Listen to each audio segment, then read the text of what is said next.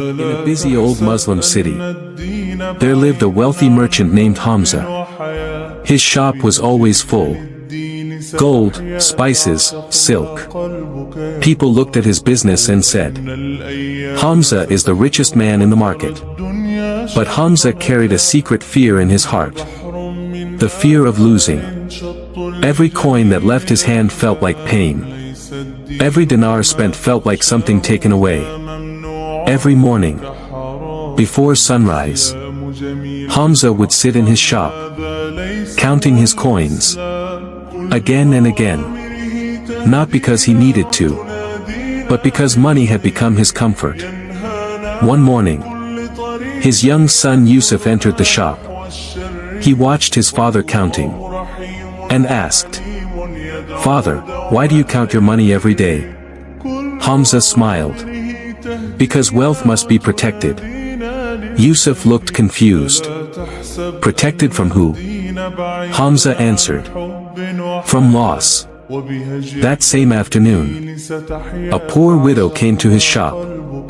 Her clothes were old. Her face carried the weight of struggle. Her hands trembled. She spoke softly. "Please, my children have not eaten for 2 days. Can you help us?" Hamza looked at her, then at his coins. His heart became heavy. A voice inside whispered, "If you help today, many more will come tomorrow." And fear took over. He lowered his eyes and said, "I cannot help." The widow stood silent, pain in her eyes. Then she turned and walked away. Yusuf had seen everything. That night, at dinner, Yusuf asked, "Father, why didn't you help her?" Hamza sighed. "Because wealth is hard to earn." Yusuf looked at him and said quietly, "But isn't Allah the provider?" Hamza stayed silent. The next morning, Hamza walked through the market, and on the roadside, he saw something.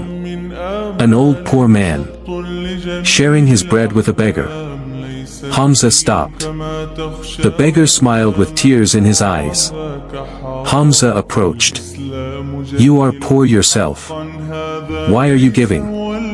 The old man smiled and replied, "Because what I give to Allah never leaves me." Hamza frowned. "What do you mean?" The old man answered, "Money in your hand can disappear, but money with Allah remains forever." Hamza walked away, but those words stayed with him. Days passed. Business continued, but his heart felt uneasy. Then one night, disaster struck. A fire broke out in the market. Flames spread quickly. People shouted. Merchants ran. Hamza ran through the streets, his heart pounding. When he reached his shop, he froze. Half of it was gone, burned, destroyed. The gold, the silk, the goods, gone. Hamza fell to his knees. "My wealth," he whispered. For days, he sat in silence, staring at what remained, counting the little that was left. But this time, counting brought no comfort, only emptiness. Then one morning, there was knocking at his door. Hamza opened it, and standing there was the same widow. Hamza looked surprised. She held a small bag. "What is this?" he asked. The widow smiled. "My brother heard of your loss. He is a trader from another city. He wants to work with you." Hamza opened the bag. Inside, gold coins, enough to cover what he lost. Hamza's hands trembled. "Why would he help me?" The widow answered, "Because I told him you were an honest merchant." Hamza looked down, and in that moment, his heart broke. The woman he refused had spoken good of him. He remembered her hungry children. He remembered turning her away. And tears filled his eyes. That night, he could not sleep. Again and again, he heard the old man's words. What you give to Allah never leaves you. Before sunrise, Hamza stood up, took food, took money, and walked to the widow's home. It was small, simple. Her children looked weak.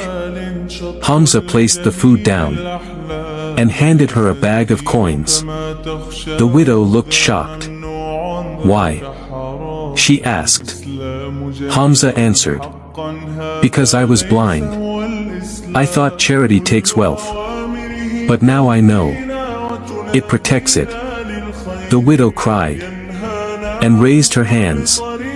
May Allah bless you. Something changed in Hamza that day. For the first time, giving felt lighter than keeping. Days turned into weeks.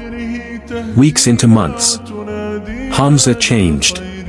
Every week, he fed the hungry, helped widows, supported orphans, paid debts for struggling families. And something strange happened. The more he gave, the more Allah increased him.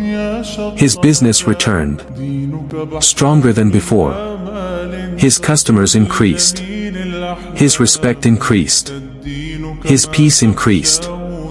One day, Yusuf smiled and asked, Father, are you not afraid of losing anymore?